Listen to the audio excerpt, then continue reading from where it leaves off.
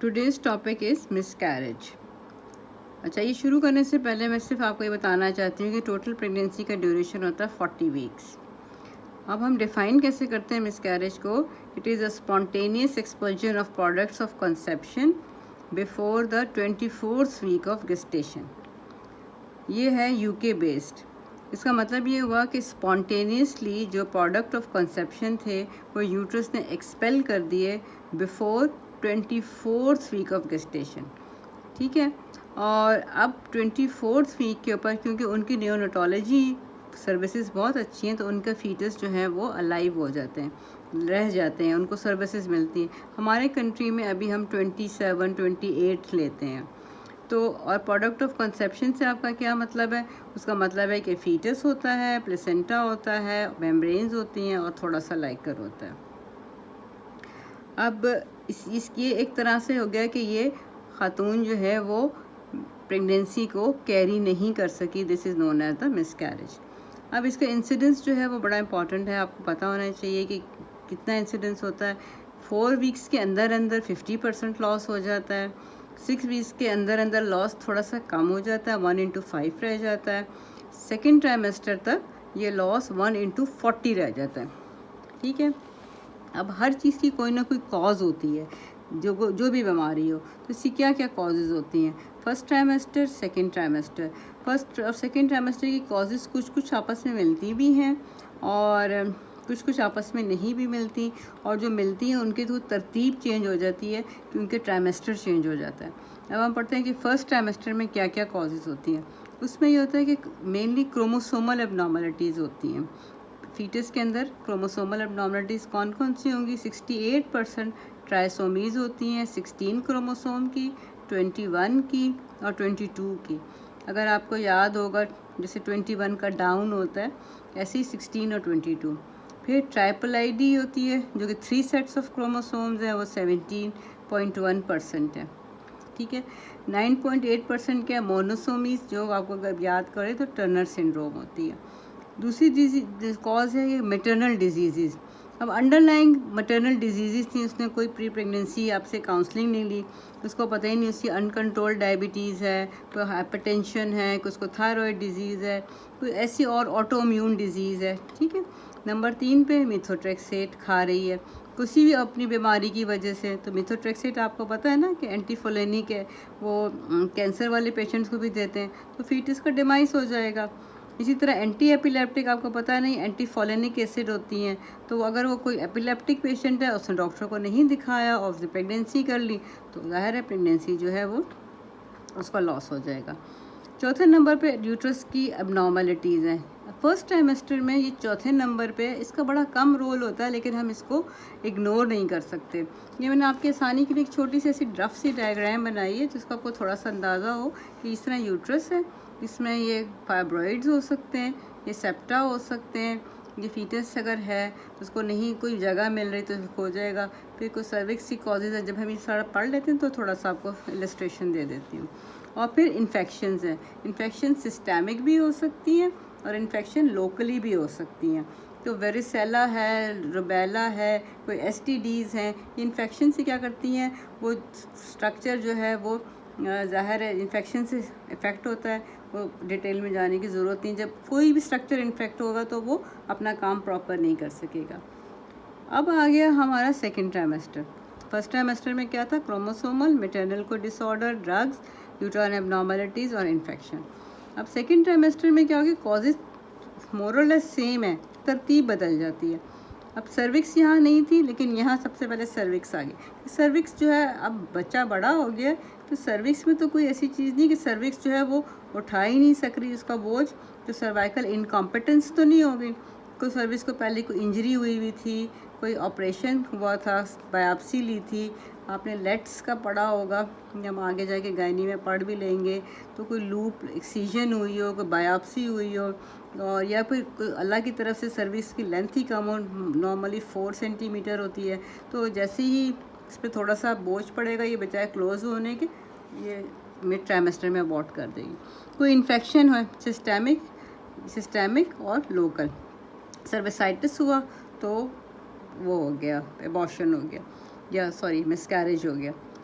थ्रोम्बोफिलियास, जो थ्रोम्बोफिलियास है वो उसमें होता है कि प्लेटलेट ज़्यादा हों, तो वो क्या करते हैं, जो प्लेसेंटा के अंदर होते हैं थ्रोम्बस बना देते हैं, प्लेसेंटल इंसफिशिएंसी हो जाती है और जो है मिसकैरेजेस हो जाता है। अब यूट्राइन एबनॉर्मलिटीज़ आ गई, वही चौथे नंबर पे आ गई, और क्रोमोसोमल यहाँ पहले नंबर पे थी, यहाँ सबसे आखिरी नंबर पे चली गई, तो इसीलिए इंसिडेंस भी कम हो जाता है। तो क्रोमोसोमल एबनॉर्मलिटीज़ आ गई, ठीक है। अब आपको कॉजेज़ पता चल गई, जब आपका क्लियर हो गया, इंसिडेंस हो गया, डेफिनेशन हो गई। अब इसकी सबसे इम्पोर्टेंट चीज़ इसकी टाइप्स होती हैं। जब तक हमें टाइप्स का नहीं पता चलेगा तो हम डायग्नोज भी नहीं कर सकेंगे, हम उसको मैनेज भी नहीं प्रॉपर कर सकेंगे। तो टाइप्स क्या क्या होती हैं? Threatened miscarriage. थ्रेटन्ड मिसकैरेज में क्या होता है कि जैसे इसके नाम से आपको जाहिर हो रहा है कि देयर इज़ अ थ्रेट कि मिसकैरेज हो सकता है। पेशेंट आपके पास आएगी क्लिनिक पे, ये तो आपको मैं ऐसे पढ़ा रही हूँ ना, बट इट्स नॉट ईजी। जब आप क्लिनिक पे बैठे होंगे, कोई खातून चल के आ रही है तो वो आपको कह रही है कि मुझे डॉक्टर साहब इस तरह हो रहा है, कि पेन हो रहा है या कोई ब्लीडिंग हो रही है, तो फिर ये आपको डायग्नोस करना है, तो आपको ये सब टाइप्स पता होनी चाहिए। थ्रेट है कि विजाइनल ब्लीडिंग थोड़ी सी है, लेकिन जब आप देखेंगे तो आप देखेंगे कि प्रेगनेंसी वायबल है, उसके पीरियड ऑफ गेस्टेशन जो वो आपको बता रही ना, मैंने इतने महीने का हमल है, उतने ही महीने का हमल है, लेकिन थोड़ी सी ब्लीडिंग है, तो आपने उसको डायग्नोज करना है, इसकी मैनेजमेंट अलग से है। इनएविटेबल, इसमें क्या है कि इनएविटेबल का मतलब है कि अब उसकी प्रोसेस थोड़ा थोड़ा शुरू हो रहा है और आपको लगता है कि अब आप उसको रोक नहीं सक रहे, तो आप इसमें क्या होता है, वेजाइनल ब्लीडिंग होती है in the presence of os open हो जाती है। यहाँ तो ऑस क्लोज थी, यहाँ ऑस ओपन हो गई। अब आपको लग रहा होता है लेकिन अभी प्रेगनेंसी अंदर ही है, लेकिन आप कहते हैं यार ये तो प्रोसेस शुरू हो गया है, मुझे लग रहा है इनएविटेबल है, तो ये इससे थोड़ा डिफरेंट हो गया।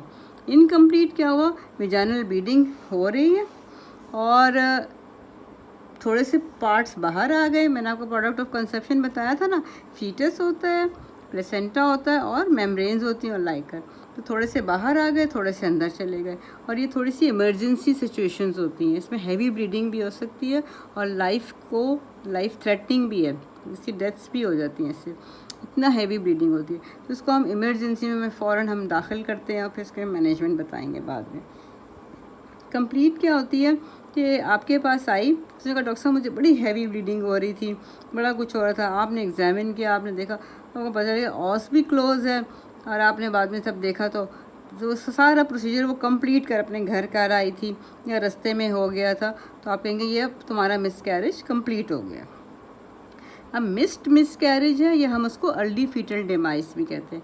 वो क्या होता है, पेशेंट को कोई सिम्टम नहीं होता, या तो वो आपके पास ऐसी रूटीन एंटीनेटल के लिए आ गई, या उसको थोड़ा सा मिनिमल हुआ, उसने कहा डॉक्टर साहब मुझे यहाँ से दुखन हो रही थी, या मुझे कोई 4 दिन पहले एक स्पॉटिंग सी हुई थी, तो आप कहते हैं अच्छा चले आएँ बीबी, थोड़ी सी आप हिस्ट्री लेते हैं कि आप आपको ये तो नहीं है, जैसे हम बताएंगे कैसे लेते हैं, और फिर आप कहेंगे कि चलें वो जो आपके पास एक डायग्नोस्टिक टूल है, आप वो जब अल्ट्रासाउंड रखेंगे तो आप देखेंगे कि या तो अगर गेस्टेशनल सैक बना था तो वो बना ही रह गया, और वो आपको नज़र आएगा कि बना तो है लेकिन इसमें फीटस नहीं है। तो जैसे हम अपने पेशेंट को समझाने के लिए कहते हैं बीबी ऐसा है जैसे घर तो बना है लेकिन इसके अंदर अभी बंदे नहीं रह रहे, तो ये तुम्हारा मिस्ड मिसकैरेज है। या फिर फीटस बना हुआ है छोटा सा लेकिन उसका फीटल हार्ट नहीं है, तो हम इसे कहते हैं अर्ली फीटल डेमाइस हो गया या मिसकैरेज हो गया। रिकरेंट अबॉर्शंस, ये भी बहुत इंपॉर्टेंट है अपनी जगह, कि वो आप बड़े बेचारी उसमें आती है, परेशानी में आती है कि डॉक्टर साहब मेरे 3 और मोर देन 3 इसके कंजेक्टिव ऊपर नीचे उसकी प्रेगनेंसी लॉस हो रहे हैं। वो कहती है यार प्रेगनेंसीज होती हैं लेकिन रुकती नहीं है, तो इसकी अलग से कॉजेज़ हैं। हो सकता है वो आपके पास अब चौथी दफ़ा प्रेगनेंसी में आए, तो फिर आप उसको अच्छी तरह ट्रीट कर लें। अगर वो इन बिटवीन आए तो आपको कभी फाइंडिंग्स मिलती हैं, कभी नहीं मिलती। तो फिर 7वीं जो है वह सेप्टिक अबॉर्शन, ये भी बड़ी इंपॉर्टेंट है। जैसे इनकम्प्लीट थी ना, ऐसे ये भी लाइफ थ्रेटनिंग है। ये क्या होती है, कॉम्प्लिकेशन होती है किस फॉर्म की, इंड्यूस्ड अबॉर्शन। कुछ लोग कहते हैं हमें प्रेगनेंसी नहीं चाहिए, या कुछ लोग कहते हैं कि आप इसकी अबॉर्शन कर दें।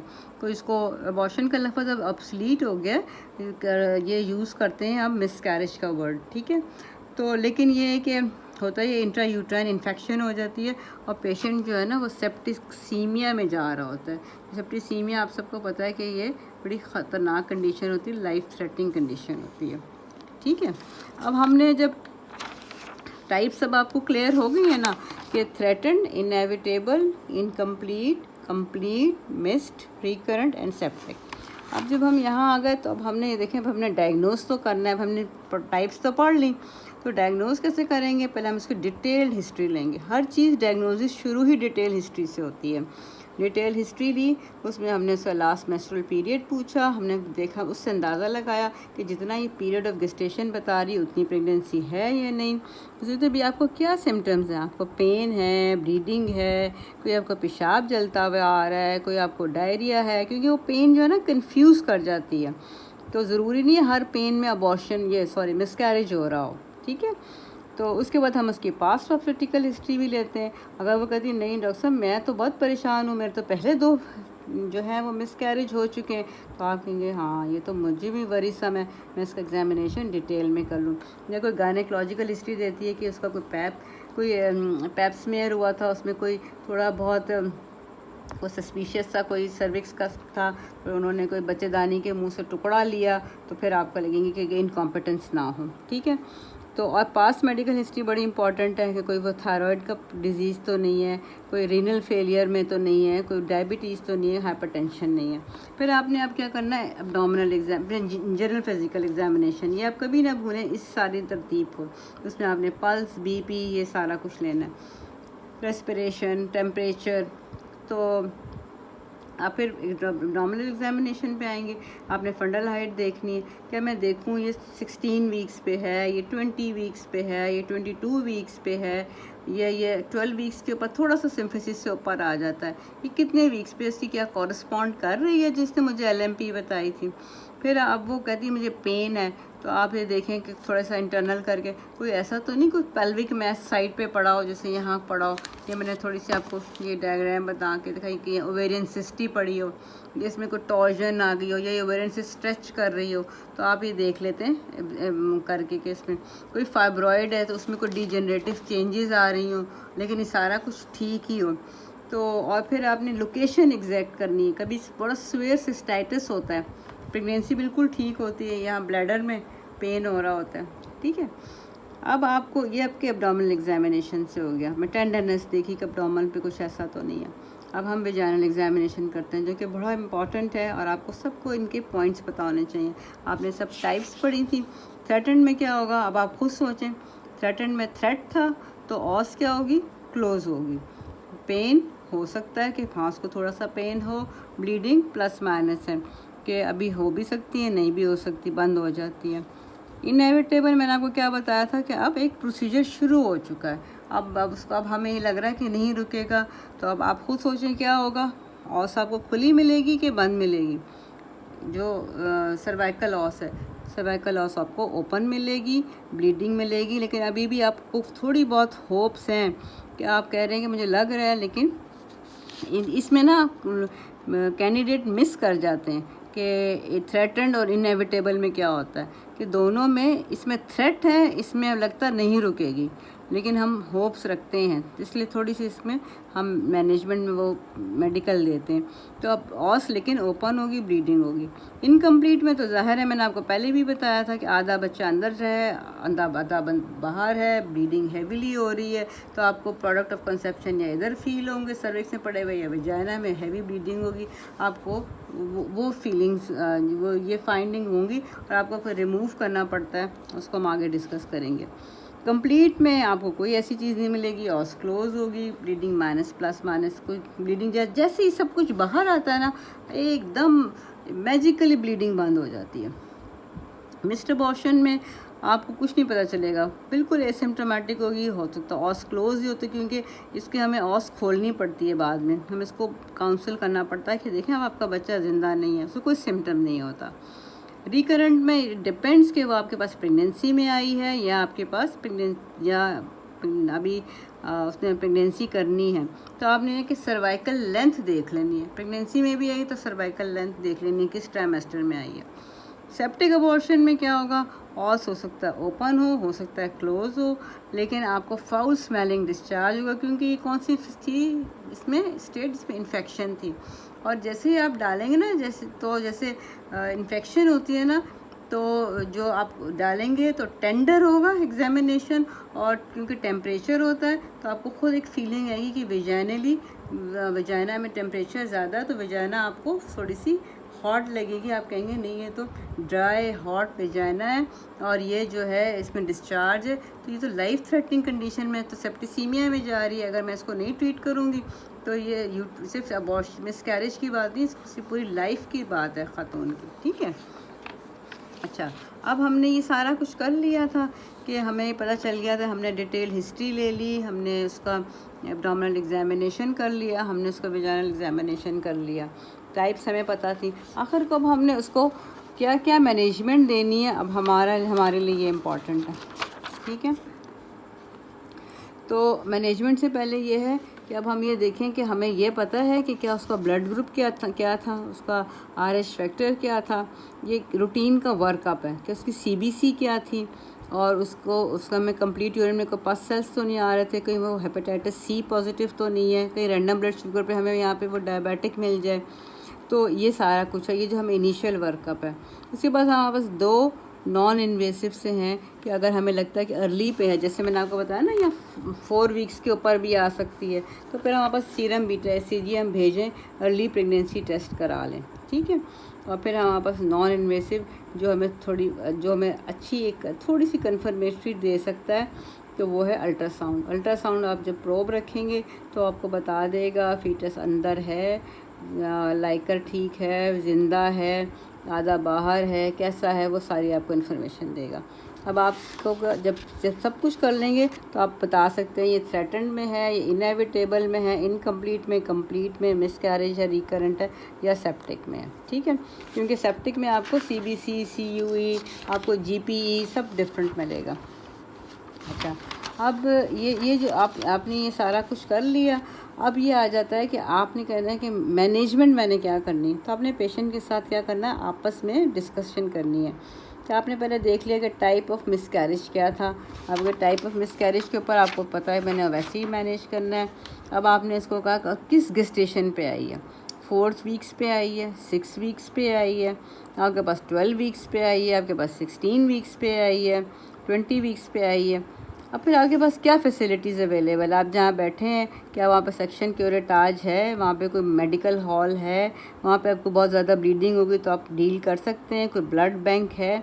फिर आपने पेशेंट की देखना है कि कोई उसको मेडिकल डिसऑर्डर तो नहीं, जैसे कार्डियक डिजीज़ है, उसको माइटल स्टेनोसिस है, वो डिस्निक है, उसको कोई आयोटिक कोई स्टेनोसिस है, उसको सब ब्लीडिंग डिसऑर्डर है, उसको लिवर की इन्वॉल्वमेंट है। तो फिर आपने पेशेंट को भी देखना, ज़रूरी नहीं कि आप तैयार हों करने के लिए, पेशेंट कह दें डॉक्टर साहब आप मुझे थोड़ा सा टाइम दे दें। पेशेंट की चॉइस भी बड़ी इंपॉर्टेंट है। और फिर आप उसको ये कहें कि आप दाखिल हो जाएं, चाहे वो सरकारी अस्पताल हो, चाहे वो कोई भी हो, अभी वो उसके लिए उसके पास कॉस्ट ना हो। तो ये डिपेंड क्या करती है आपकी management, type of miscarriage, gestation, facilities available, medical history of the patient, और क्योंकि आपको कार्डियोलॉजिस्ट की भी ज़रूरत पड़ सकती है, पेशेंट की चॉइस क्या है और कॉस्ट उसके पास है उस वक़्त के नहीं। अब हमें ये पता होना चाहिए कि मेडिकल मैनेजमेंट क्या होती है और सर्जिकल मैनेजमेंट क्या होती है, क्योंकि जब तक आपको इसका कॉन्सेप्ट नहीं होगा कि मेडिकल मैनेजमेंट क्या होती है, सर्जिकल क्या होती है, तो आप फिर आगे प्रोसीड नहीं कर सकेंगे। अब मेडिकल मैनेजमेंट जो है ना, वो सिर्फ मेडिसिन्स देना नहीं होती, आपकी वहाँ से शुरू होती है कि आप उसको थोड़ा सा रेस्ट का एडवाइस कर सकते हैं। फॉलिक एसिड आपको पता बहुत कॉमन है, फॉलिक एसिड देते हैं क्योंकि ग्रोइंग बच्चा होता है, आपने एम्ब्रियोलॉजी पढ़ी होगी, सारा याद होगा, वो एम्ब्रियोनिक प्लेट बनती है, सारा कुछ होता है, तो वो फॉलिक एसिड देते हैं। और आपने जो अंडरलाइंग मेडिकल डिसऑर्डर अगर कोई भी है, अगर उसको आपको एकदम हमारे पास आती है पहली दफ़ा ही डायबिटीज़ पहली दफ़ा वो हो जाती है डायग्नोज, आपने देखना है कि कोई मेडिकल डिसऑर्डर तो नहीं जो कभी अनसीन रह गया, आपने उसको ट्रीट करना है। ये सब कुछ देखने के बाद आपको लगता है ना कि प्रेगनेंसी आगे प्रोलॉन्ग हो सकती है, तो आप उसको आगे ले जाएं। अगर आपको लगता है प्रेगनेंसी आगे प्रोलॉन्ग नहीं हो सकती, फीटल डेमाइस हो गया या इनएविटेबल है या उसको हैवी ब्लीडिंग हो रही है, फिर आपने क्या करना है, यूट्रोटोनिक एजेंट्स देने शुरू कर देने। इसमें E1 एनालॉग्स हैं, ठीक है, जिसे मिज़ोप्रोस्टॉल कहते हैं, या मीफेप्रिस्टोन है जो एंटी प्रोजेस्टेरॉन है, और ऑक्सीटोसिन है, सिंटोसिनॉन, वो ज़्यादा यूट्रस कॉन्ट्रैक्ट करता है, ब्लीडिंग को ये कम कर देता है। सर्जिकल मैनेजमेंट हमारे पास ये है, मेनली जो हमारा एम है वो है इवैक्यूएशन ऑफ यूट्रस। तो जो इवैक्यूएशन ऑफ यूट्रस है वो हम दो तरीके से कर सकते हैं, या तो हमारे पास इलेक्ट्रिकल सक्कर हो, उसके साथ हम अपने जो होते हैं ड्रेन्स होते हैं, या हमारे पास सर्वाइकल कैथेटर्स होते हैं, वो हम उससे सक्शन कर लेते हैं, या हमारे पास MVA है, वो आप लोग पढ़ेंगे, एक सरिंज होती है, इसे मैनुअल वैक्यूम एस्पिरेशन कहते हैं। ठीक है, अब आपको थोड़ा सा इनका आइडिया दे देते हैं। अब दें कि एक कौन सी थी, थ्रेटन्ड मिसकैरेज। थ्रेटन्ड मिसकैरेज को अगर हम देखें तो उसमें हमारी मेनली मेडिकल मैनेजमेंट आती है कि थ्रेट है, अभी अबॉर्शन नहीं हुआ, सॉरी मिसकैरेज नहीं हुआ, रेस्ट, फॉलिक एसिड दे दें। अगर वो नेगेटिव थी, पेशेंट RH नेगेटिव थी, उसकी एक भी एपिसोड ब्लीडिंग की, उसको आप ज़रूर NTD दें, उसको आप उसको कहें वेट ऑन C, और फिर आपने अल्ट्रासाउंड विदिन 10 डेज़ रिपीट कर लेना कि अब हालात ठीक है अंदर। अल्ट्रासाउंड के बगैर तो आप अपर एब्डोमेन कुछ नहीं कर सकते। फिर आपके पास जो थी वो इनएविटेबल थी, इनएविटेबल को थोड़ा सा रेस्ट दे दें, ऑब्ज़र्व करें, फॉलिक एसिड दे दें। फिर आपको लगता है कि नहीं अब ये नहीं रुकेगी, ब्लीडिंग ज़्यादा हो रही है, ऑस खुल रही है, तो फिर आप उसको मिज़ोप्रोस्टॉल दे देंगे। क्या है ये, E1 एनालॉग्स। और अगर आपको लगता है कि कुछ पार्ट्स अंदर रह गए, इनकम्प्लीट की तरह हो गई है, तो आप सेक्शन इवैक्यूएशन कर दें। और इनकम्प्लीट में तो आपके पास कोई चॉइस नहीं है, आपको बहुत जल्दी करना है, IV लाइन मेंटेन करनी है, पेशेंट को स्टेबलाइज करना है, उतना ज़्यादा ब्लीड तो नहीं किया, और आप इसको उसके बाद सेक्शन इवैक्यूएशन कर दें। फिर आपके पास ये आ गई इनकम्प्लीट, ये आ गया, और फिर आपके पास जो थी ये कंप्लीट मिसकैरेज। कंप्लीट मिसकैरेज में आपके पास वो सब कुछ करके आई थी, आपने सिर्फ उसको ऑब्ज़र्व करना है, और आप अल्ट्रासाउंड पे कंफर्म कर लें यूट्रस एम्प्टी है, आप उसको कह दें कि भाई अगर अगली दफ़ा के लिए तुम करना चाहते हो तो फॉलिक एसिड ले लो।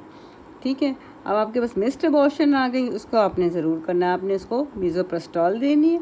मिज़ोप्रोस्टॉल देनी है, उससे क्या होगा, इस सर्विक्स के ये रिसेप्टर्स हैं, सर्विक्स सॉफ्ट होगी, खुलेगी, प्राइम अप होगी, और फिर यूट्रस जो है वो कॉन्ट्रैक्ट करेगी, और फीटस जो है ये खुद ब खुद बाहर आ जाता है। ये मेडिकल होता है, अभी हमें कुछ सर्जिकल नहीं करना पड़ता, मेडिकली ही इसकी डोज इतनी देते हैं कि ये एक्सपेल कर देता है यूट्रस। और अगर ना करे फिर हमें मजबूरी है कि हमने उसको सेक्शन इवैक्यूएशन करनी ही करनी है। अब हमारे पास आ गया सेप्टिक अबॉर्शन। मैंने आपको बताया था बहुत इंपॉर्टेंट है कि वो सेप्टिसीमिया में जा रही है, आपने उसकी IV लाइन मेंटेन करनी है, उसको हेमोडायनामिकली सपोर्ट देना है, आपने उसको ट्रिपल कवर देना है, और आपने उसके बाद अगर आपको लगता है कि पस आ रही है, फाउल स्मेलिंग है, तो आप उसका कल्चर भेज दें, वो जो डिस्चार्ज का, अगर आपके पास वे फैसिलिटीज़ हैं तो आप ब्लड का कल्चर भेज दें। और उसके बाद आप जब देखें कि इसका थोड़ा सा टेम्परेचर सेटल हो गया, इन्फेक्शन सेटल हो गई है, और कोई प्रोडक्ट ऑफ कंसेप्शन अंदर हैं, तो आप उसको डायलिटेशन क्यूरेटाज करना पड़ता है, डायलिटेशन एवैक्यूएशन करनी पड़ती है, वो ज़रूर करें। एक टर्म आप ज़रूर याद रखें, evacuation of retained product of conception. अब DNC कोई नहीं कहता, ये अब ये गलत टर्म है इसके लिए जो टर्म है वो evacuation of retained product of conception, जिसको हम कहते हैं ERPC। ठीक है, तो ये सारा कुछ है मिसकैरेज के बारे में। Thank you very much.